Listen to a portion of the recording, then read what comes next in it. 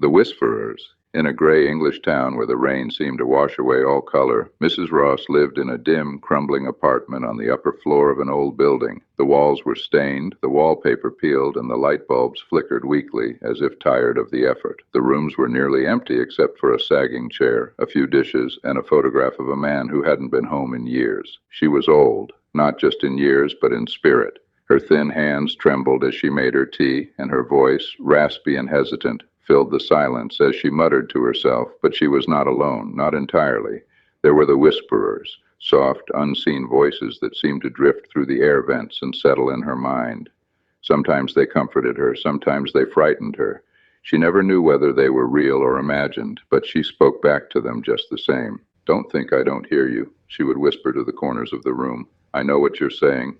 Outside, the world had long forgotten her. The neighbors avoided her, the postman barely nodded, and the welfare office sent the small checks that barely kept her alive. Still she managed, one cup of tea, one biscuit, one quiet day at a time. Then, one evening, there was a knock at her door. It startled her. Knocks were rare in her world. When she opened it, her son stood there, a man she hadn't seen in years. His face was hardened, his clothes shabby. He kissed her cheek, called her mother, and smiled, the kind of smile that hides a secret. He said he needed a place to rest, and she welcomed him, heart swelling with the old familiar ache of motherhood. For one night, her room felt alive again, but by morning he was gone, leaving behind a small parcel hidden beneath the floorboards. She thought little of it until the police came asking questions about stolen money. The world, which had ignored her for so long, suddenly noticed her.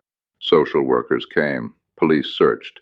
Voices filled her apartment, not the gentle whisperers, but loud official ones. They took her away to a hospital, calling her malnourished and confused. She didn't argue. She looked out the window at the gray sky and wondered if the whisperers had followed her there. Days turned into weeks. Doctors and nurses spoke around her as though she were a piece of furniture. When they finally sent her back home, her husband reappeared, a man worn down by drink and time. He spoke to her impatiently, his eyes not on her but on the government check she had received. He wasn't cruel exactly, just empty. Like her, he had become a shadow. For a time he stayed, but soon he was gone again, and the room, once filled with unwelcome noise, returned to its silence. Now Mrs. Ross sits again in her chair by the window, her thin fingers tracing the edge of a cracked teacup. Outside, the wind sighs down the street, and the whisperers return, soft, secret, and strangely kind. They tell her she is not forgotten, that she still belongs somewhere beyond the cold world that ignored her. She nods faintly, closes her eyes, and listens.